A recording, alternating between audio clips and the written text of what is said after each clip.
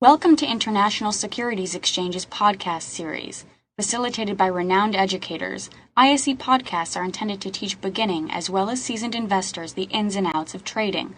To find an updated list of podcasts, please visit www.ise.com/podcasts. Please be sure to listen to our important message following this episode regarding the risks of investing in exchange-traded options.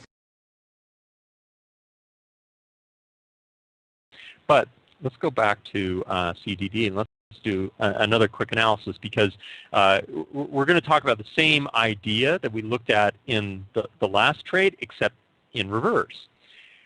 In this case, we're looking at a downtrend. So the market is in a downtrend. The Canadian dollar has been strengthening relative to the dollar. But how much further do I think that this exchange rate is going to go? Do I think that the Canadian dollar is going to get to parity with the dollar, meaning it would get all the way down to 100? Maybe. I have some concerns about that myself. So I mean, I'm bearish, but do I think that we're likely to break support here at the 102.50 or so? Well, probably not. But what I could do is start to evaluate where do I think the market isn't going to go.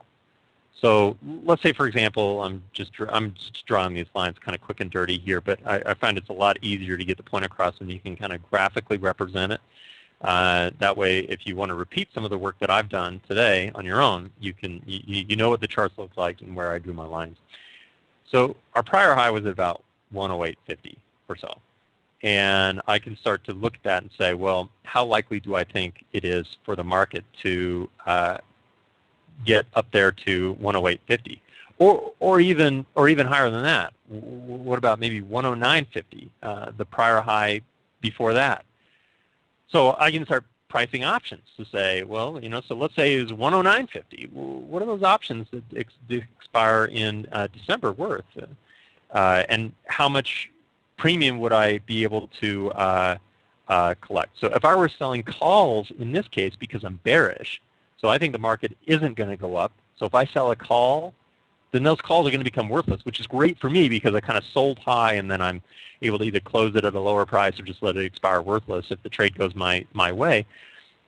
So if I'm pulling today's prices, and these are a little bit old, so don't quote me on this because the prices have moved a little bit since I made my notes, and the market's closed today. So right now, so we can't pull some current quotes. But those particular calls were selling for about $118, so $118 per contract. And what I'm suggesting is that, well, the market's not likely to go beyond this resistance level here. And as long as it doesn't, so it could drop, and in fact, it could all get all the way down to parity. That would be fine because I collect my premium. I didn't make a bet as to where it went. I made a bet as to where it's not going to go. So this is a pretty straightforward idea. Now, there are kind of a couple of things that are required to be able to understand how does this work in, if I don't have a lot of experience, what are some of the things I need to know? If you're new to options, you need to understand how strike prices work, because that's relevant to, if I want to use strike prices as part of my analysis as I'm finding support and resistance levels, which is one of the things I've been doing. I try to match my strike price to my resistance or support level. So I'm kind of creating an association there, and which means that I'm usually selling a call or a put, depending on the trend, that's out of the money. So it gives me a little bit more of a buffer zone, and I'm willing to give up some premium, where if I were selling, let's say, a call option that was equal to the current price in the market, so down here 105 or so, well, I would collect a much larger premium, but I would also accept a lot more risk. The market wouldn't have to go up as much for me to start accumulating some losses. So again, kind of this trade-off. I'd get paid more, but I'd have a lower probability of walking away with a winner, whereas you sell a little bit further out of the money, and you have a higher probability of winning. So it's one of these balances that I find is very customized, just depending on who you are and what you find to be most comfortable for you. So I got a question here. as to, so let me answer a couple of questions before I move on to, because I want to show a couple more, I want to show one more example, and as to how we can start to work on, we talked about two really simple concepts: selling puts in an uptrend or selling calls in a downtrend. I mean, this is really bare bones. This is basic stuff. I find, however, that traders too often ignore the really basic, easy trades to execute. So I'm trying to keep it really simple, but I've kind of left the unanswered question of, so how do you identify the trend? But let me answer a couple questions first, and then I'll talk about how might we look at the trend so we can decide whether we're selling puts or whether I'd be selling calls. So the first question is, what would the obligation be on that EUU puts if they were in the money expiration? Okay, so great question, actually. So what's the obligation if I were to sell a put or a call, and then it expires in the money, right? So these are European expiration, which means they can't get they don't get exercised early. They can be, quote unquote, exercised at expiration, but they're cash settled. So let's say at expiration, the call that I sold was worth, $200. Well, then I have a $200 cash obligation. I don't have to deliver anything. I pay the money.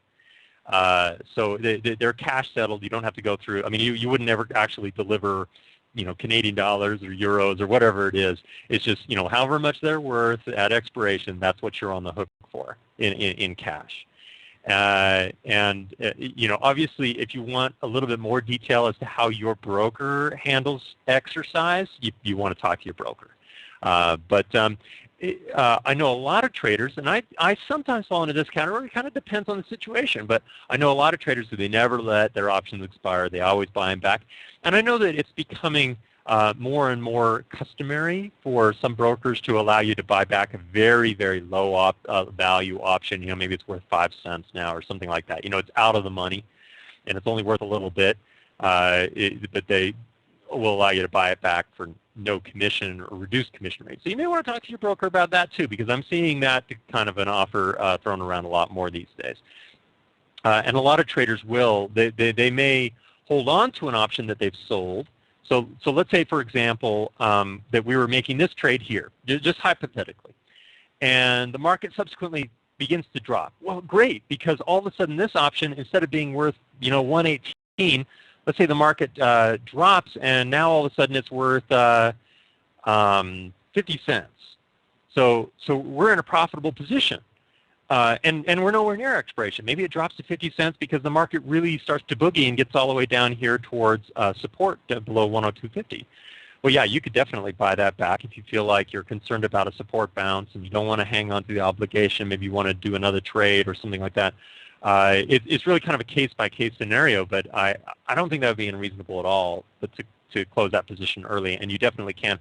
Or if the option were in the money and you just felt like, you know what, I've accumulated some potential losses here, maybe the market has gone way up, and now all of a sudden our option is worth 150. Let's say the market's just really started to cruise on us, and we're at a loss. So we sold it for 118. It's now worth 150. So we're sitting on top of a 32-cent loss. Could we close it if we just decided I don't want to accumulate any more potential losses? Definitely, you could get out of it.